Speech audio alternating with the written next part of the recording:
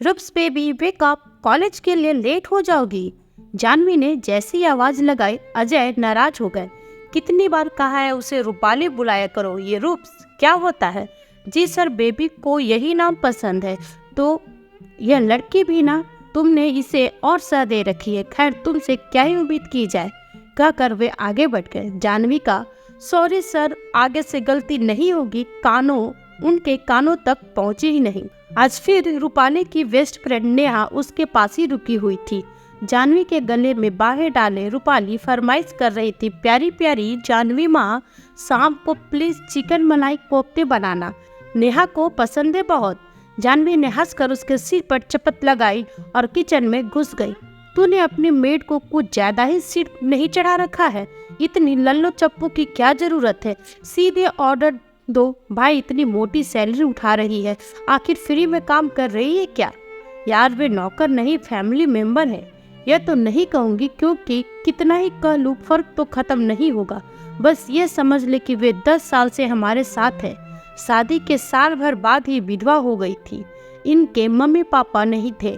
भाई बहन का कहना था कि अगर भाग्य में पति का सुख लिखा ही होता तो पहला पति मरता ही नहीं, इसलिए दूसरी शादी नहीं कराई। जब ये मॉम से मिली तब वे ही इन्हें यहाँ ले आई थी। मम्मी को कैंसर डिटेक्ट होते ही उन्होंने उतनी ही सैलरी पर पूरा पूरा दिन ड्यूटी की। कई बार तो रात रात भर उनके सिरहाने बैठी रहती। पूरे 4 साल इन्होंने मम्मी की इतनी सेवा की जितनी कोई माँ ही अपनी औलाद की कर सकती है, जबकि कोई मजबूरी नहीं थी। नर्स रखी हुई थी हमने। मम्मी के गुजर जाने के बाद मुझे इन्होंने ही संभाला है। अच्छा बस बस जानवी पुराण बंद कर अब, नेहा ने बोर होकर कहा। फिर उसे कुछ याद आया, चल तेरी मम्मी की फोटो एल्बम और वीडियोज देखते हैं, उनको याद करके तुझे अच्छा लगेगा। नहीं यार, मन उदास हो जाता है, पापा ने देख लिया तो वो भी दुखी हो जाएंगे। 5 साल होने आए पर पापा अभी भी मॉम के सदमे से उभर नहीं पाए हैं। रूपाली उदास हो गई। कैसी बेटी है तू, कम से कम तेरे पास माँ की ढेरों निशानियाँ, फोटेज, वीडियो सब है। मेरे पास तो मेरी माँ की 4-5 पुरानी फोटोज के सिवा कुछ नहीं। नेहा की बात सुनकर रूपाली शर्मिंदा हो गई। सच यही था कि रूपाली अपनी माँ के चले जाने के बाद नेहा के ज़्यादा करीब आ गई थी। नेहा की भी माँ नहीं थी, पिता अक्सर बाहर रहते थे। अब तो वो अक्सर रूपाली के साथ उसकी माँ की यादें दोहराने उसके घर आ जाया करती थी, जबकि रूपाली इन सब से निकलना चाहती थी, पर वो नेहा को उदास नहीं कर सकती थी। एक ही तो बेस्ट फ्रेंड थी उसकी। वीकेंड के बाद दिवाली के वीकेंड आने से पूरे हफ्ते की छुट्टी थी। कॉलेज में सब ने गोवा ट्रिप प्लान की। रूपाली भी एक्साइटेड थी। उसने नेहा से पूछा तो उसने मना कर दिया। यार चलना, कितना मजा आएगा। मेरे ख्याल से तो तुझे भी नहीं जाना चाहिए। सोच, दिवाली आ रही है, तेरे पापा तेरे बिना अकेले रहेंगे तो उनको कितना बुरा फील होगा। नेहा की बात सुनकर आज रूपाली के मन में उसकी इज्जत और बढ़ गई। तुम बहुत प्यारी, सेंसिटिव और केयरिंग इंसान हो। सही है, त्यौहार तो अपने घर ही मनाना चाहिए। अगर तुम चाहो तो मैं तुम्हारे घर रुक सकती हूँ। मेरे पापा बिजनेस ट्रिप पर अब्रॉड गए हुए, इससे अच्छा तो कुछ हो ही नहीं सकता। फिर दोनों ने मिलकर घर का रिनोवेशन ही कर डाला। कोना कोना जगमगा रहा था। दीपावली की पूजा से पहले रूपाली को माँ के कमरे में उजाला दिखा तो वह फौरन दौड़ी आई। देखा तो उसकी माँ वहाँ खड़ी, खिड़की के पास खड़ी थी। वो अपनी जगह जम सी गई। गहरे काले घुंघराले बाल, रोज पिंक कलर की सिल्क की साड़ी। कुछ सेकंड सकते की हालत में रहने के बाद उसके मुंह से निकला, मॉम आप। तभी वह पलटी। नेहा, व्हाट द हेल, क्या पागलपन है ये। तुमने न सिर्फ मॉम की साड़ी पहनी है बल्कि अपने डार्क ब्राउन स्ट्रेट बाल कर्ली ब्लैक करा लिए, आंखों में हनी कलर के कॉटन लेस लगा लिए। तुम मॉम की कॉपी क्यों कर रही हो। अभी पापा आ गए तो पता नहीं क्या होगा। उन्होंने किसी को भी मॉम की कोई भी चीज छूने से सख्त मना किया है। रूपाली की बात पूरी होने से पहले ही उसके पापा वहां आ चुके थे और बस एक टक नेहा को निहार रहे थे। फिर वह आगे बढ़े, वार्डरोब का लॉकर खोला और एक नाजुक सा डायमंड नेकलेस निकालकर उसे पहना दिया। रीता हमेशा इस साड़ी पर यही नेकलेस पहनती थी। तुम पर बहुत अच्छा लग रहा है। रूपाली फटी फटी आंखों से यह सब देख रही थी। वो जानती थी कि उसके पापा अभी तक मॉम की मौत के सदमे से उभरे नहीं हैं और नेहा में उसका अक्स तलाश रहे हैं, पर वह अपनी बेस्ट फ्रेंड की इस हरकत से ज्यादा परेशान थी। उसने सोचा था पूजा के बाद वो उन दोनों से बात करेगी, लेकिन उसको मौका ही नहीं मिला। पूजा के बाद वे दोनों लॉन्ग ड्राइव पर निकल गए। रूपाली बेचैनी से उनका इंतजार करती रही। रात के किसी पहर उसकी आंख लग गई। सुबह नाश्ते के टेबल पर वे दोनों उसका इंतजार कर रहे थे। हमने शादी करने का फैसला किया है। मुझे पता है तुम्हें यह सब बहुत अजीब लग रहा होगा, पर मैं बहुत पहले से अजय जी को चाहती हूँ। कभी हिम्मत नहीं हुई बस कहने की। जानती हूँ हमारे बीच 20 साल का फर्क है, पर ये अभी बस 45 के ही तो हैं। आजकल तो कैरियर के चक्कर में लोग इतनी लेट शादी करते हैं। मुझे उम्मीद है तुम अपने पापा की फीलिंग्स समझोगी और उनकी खुशियों के बीच नहीं आओगी। नेहा पूरे कॉन्फिडेंट से कर रही थी। वह कुछ कहने ही वाली थी कि किचन से जानवी ने शांत रहने का इशारा किया। उसने गहरी सांस ली और कहा, लेकिन अभी तो हमारा ग्रेजुएशन भी पूरा नहीं हुआ है। तो क्या हुआ, शादी के बाद हो जाएगा। नेहा ने कंधे उचकाए। पापा अगर आप खुश हैं तो मैं भी खुश हूँ। उसने अपने पापा को देखा जो बस सिर झुकाए बैठे थे। इतना कहकर वह अपने कमरे में आ गई। जानवी उसके पीछे पीछे चली आई। उससे लिपट कर वह बहुत रोई। मुझे कुछ ठीक नहीं लग रहा जानवी माँ। बेटा अभी कुछ भी कहा सुना गया तो तेरे और पापा के बीच दीवार खड़ी हो सकती है। जरा संभल कर कदम उठाना। फिर उन दोनों ने नेहा की जानकारी निकालनी शुरू की। उसके पापा बरसों पहले दूसरी शादी कर चुके थे।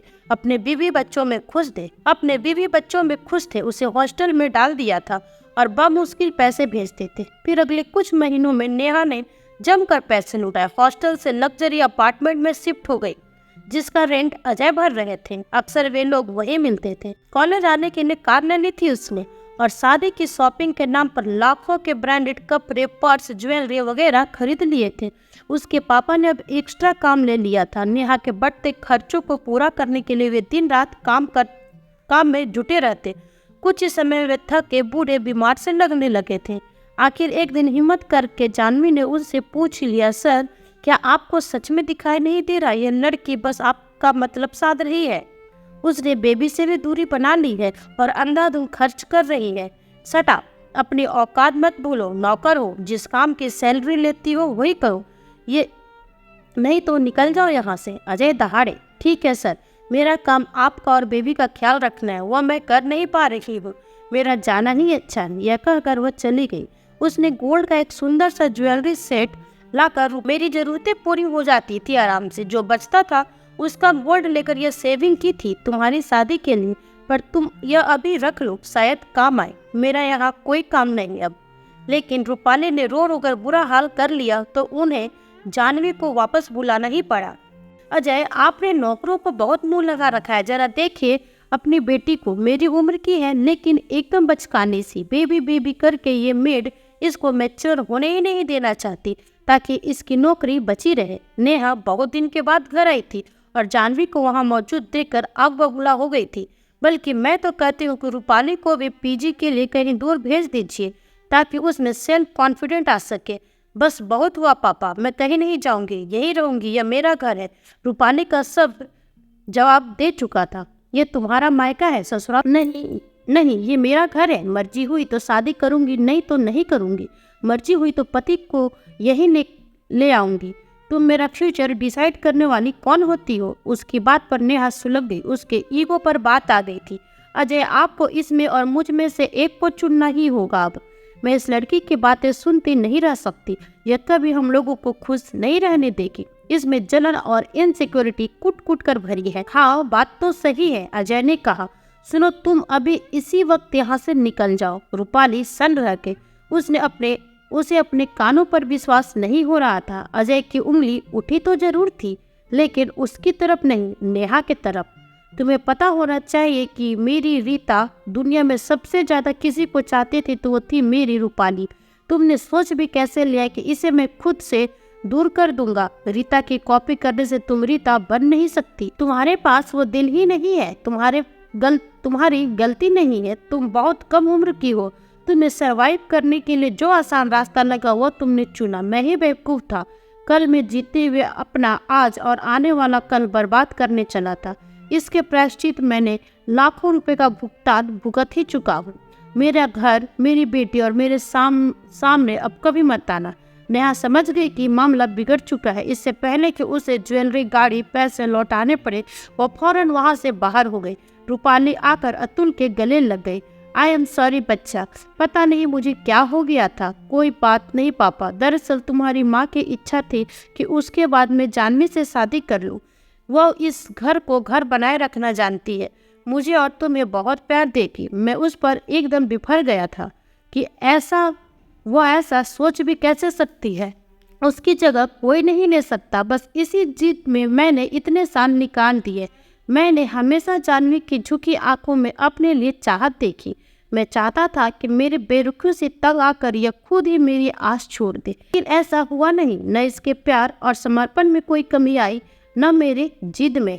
आखिर को जब मैं पिघलने लगा तो नेहा तुम्हारी माँ का रूप धरे सामने आ गई। मैं उसमें रीता का रूप देख मोहित हो गया। तुमने तो कब से अपनी जानवी माँ को माँ का दर्जा दिया है, क्या ये मुझे माफ करके स्वीकार करेगी? अजय के जुड़े हुए हाथों को जानवी ने कसकर थाम लिया और माथे से लगा लिया। उसके आंसू उसकी मौन तपस्या के फलीभूत होने की निशानी थे। ये कहानी प्यार के उस रूप को दर्शाता है जो खामोश रहकर चुपचाप तपस्या करता है। मुझे यकीन है कि ये कहानी आपके दिल को जरूर छू जाएगी। इस तरह दिल को छू लेने वाली इमोशनल कहानी सुनने के लिए चैनल को सब्सक्राइब जरूर कर लें, साथ ही लाइक करना ना भूलें। ओके फ्रेंड्स, फिर मिलूंगी आपसे न्यू वीडियो में न्यू कहानी के साथ। तब तक अपना ख्याल रखें और स्वस्थ रहे। Bye bye.